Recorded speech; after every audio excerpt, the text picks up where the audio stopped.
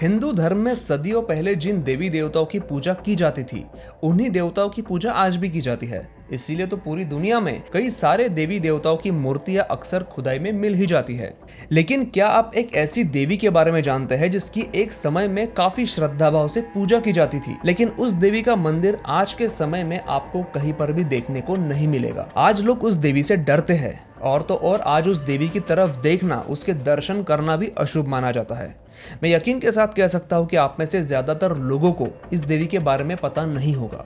तो पूरी बात जानने के लिए वीडियो का आखिरी पॉइंट जरूर देखें। सबसे पहले बात करते हैं एक म्यूजिकल इंस्ट्रूमेंट की, तबले की। अगर मैं आपसे ये पूछूं कि तबले का इन्वेंशन किसने किया था, तो शायद आप में से बहुत सारे लोग कहेंगे कि इसका इन्वेंशन 18वीं सेंचुरी में आमिर खुसरो ने किया था। लेकिन अगर ये सच है तो सोमनाथपुर के चिन्नकेश्वर मंदिर में, जो 13वीं सेंचुरी में बनाया गया था, वहां पर हमें ये कार्विंग कैसे देखने को मिलती है, जिसमें एक घोड़े के ऊपर रखा ये तबला साफ तौर से दिखाई दे रहा है, और यहाँ पर एक आदमी को भी दिखाया गया है जिसके हाथ ऊपर है। जाहिर सी बात है कि ये आदमी तबला बजा रहा है। एक दावा तो ये भी किया जाता है कि तबला भारत में बाहरी आक्रांताओं ने लाया था, और इसके पीछे का लॉजिक ये बताया जाता है कि तबला ये नाम एक अरबी शब्द तब्ल से आया है, जिसका मतलब होता है ड्रम। चलो हम ये मान लेते हैं कि इस इंस्ट्रूमेंट का जो नाम है तबला, वो शायद बाहरी आक्रांताओं द्वारा दिया गया होगा, लेकिन इसका मतलब ये थोड़ी है कि वो इंस्ट्रूमेंट बजाना उन्होंने ही शुरू किया था। क्योंकि आप कागजों पर लिखा इतिहास बदल सकते हैं, लेकिन पत्थरों पर उकेरा हुआ इतिहास कैसे बदलोगे। जैसा कि महाराष्ट्र के भाजा केव्स में बनी ये कार्विंग, जिसमें एक औरत, जी हाँ मर्द नहीं, औरत को तबला बजाते हुए दिखाया गया है। ये केव बनाई गई थी 2nd सेंचुरी BC में। तो यहाँ पर यह बात तो साफ होती है कि तबला उस समय में भी भारत में इस्तेमाल होता था, और साथ में ये बात भी समझ में आती है कि उस समय में हर फील्ड में महिलाएं मर्दों के कंधों से कंधा मिलाकर काम करती थी। चलो एक और एग्जांपल देता हूँ। मध्य प्रदेश के पवैया में गुप्त साम्राज्य में बना पद्मावती नाम का एक मंदिर है। उसमें भी एक कार्विंग मौजूद है जिसमें एक औरत को तबला बजाते हुए दिखाया गया है। और ये मैंने आपको सिर्फ 3 एग्जांपल दिए हैं। भारत में ऐसे करीब सैकड़ों प्रूफ्स होंगे, सैकड़ों कार्विंग्स होगी जिनमें आपको तबला बजाते हुए कोई इंसान या फिर कोई औरत दिख जाएगी। वो सारे प्रूफ्स आपको यहाँ पर दिखाना पॉसिबल नहीं है। हाँ, मैं ये जरूर कहना चाहूंगा कि जो लोग मेरे दावे को गलत बताना चाहते हैं, अगर उनके पास ऐसी किसी कार्विंग की जानकारी होगी जो उस प्राचीन जगह से मिली हो जहां से ये विदेशी आक्रांताएं भारत में आए थे, तो आप उसकी जानकारी मुझे नीचे कमेंट करके जरूर बताएं।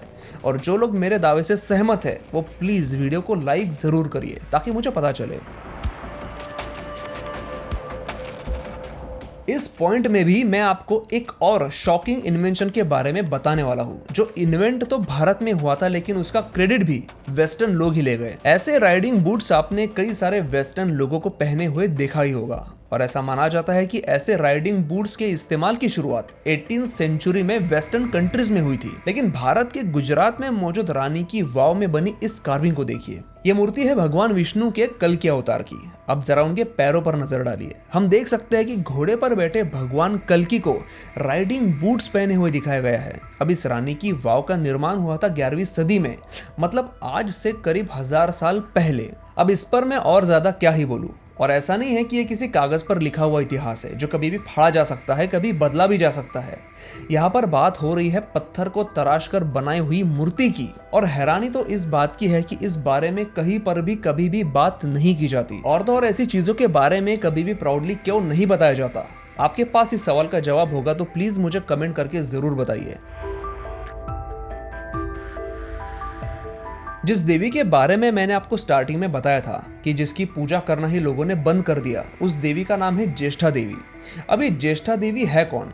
ऐसा बताया जाता है कि जब समुद्र मंथन हुआ था तो उसमें एक समय पर विष भी निकला था। उस विष को तो महादेव जी ने पी लिया था, लेकिन उस विष के बाद समुद्र मंथन से निकली थी ज्येष्ठा देवी। विष के बाद निकलने की वजह से इस देवी को दरिद्रता और दुर्भाग्य के साथ जोड़ा गया, और इसीलिए इस देवी को दुर्भाग्य की देवी भी कहा जाता है। और क्योंकि उनके बाद लक्ष्मी देवी उस समुद्र मंथन से बाहर निकली थी, तो इसीलिए लक्ष्मी देवी की बड़ी बहन ज्येष्ठा, ऐसा इस देवी को कहा जाने लगा। आज के समय में इस देवी के बारे में ना ज्यादा सुनाई देता है, ना इनकी ज्यादा मूर्तियां पाई जाती है, लेकिन 7वीं और 10वीं सदी में लोग इस देवी की पूजा करते थे।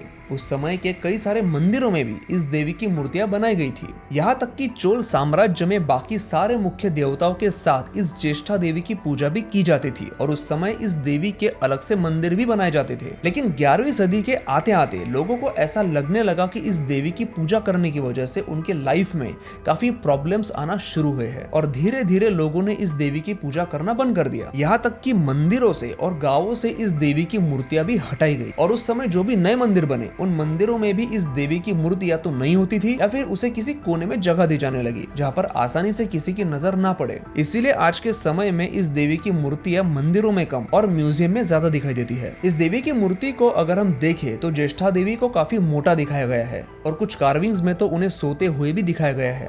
भारत के कौन से भी मंदिर को ले लो, कितने भी पुराने मंदिर को देख लो, उनमें देवी देवताओं से लेकर अप्सराओं को भी काफी सुंदर और आकर्षक तरीके से दिखाया जाता था। लेकिन ज्येष्ठा देवी की मूर्ति इन सारी बातों का अपवाद है। इस देवी के साथ भैंसे को भी दिखाया जाता था जिसका स्वभाव काफी सुस्त होता है।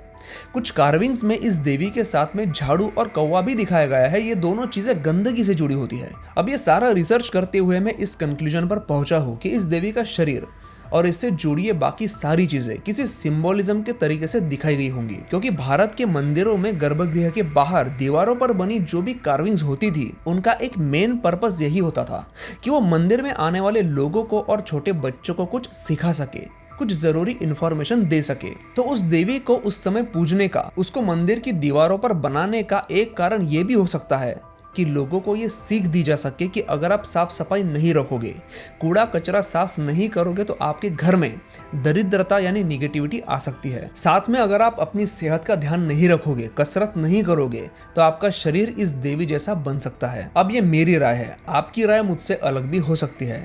तो अगर आपके पास इस देवी को लेकर कुछ अलग जानकारी हो या फिर आपका कुछ एक्सपीरियंस हो तो आप नीचे कमेंट करके जरूर बताइए। और अगर आप मेरे मत से सहमत हो और अगर आपको वीडियो भी अच्छा लगा हो तो प्लीज इसे लाइक जरूर करिए ताकि इंडिया के हिस्ट्री से जुड़ी ये इंटरेस्टिंग इन्फॉर्मेशन ज्यादा से ज्यादा लोगों तक पहुंचे और जो लोग इस ज्येष्ठा देवी के बारे में नहीं जानते वो इनको जाने और अपने लाइफस्टाइल में कुछ बदलाव करें। बाकी मैं मिलता हूँ आपसे अगले एपिसोड में ऐसे ही इंटरेस्टिंग इन्फॉर्मेशन के साथ।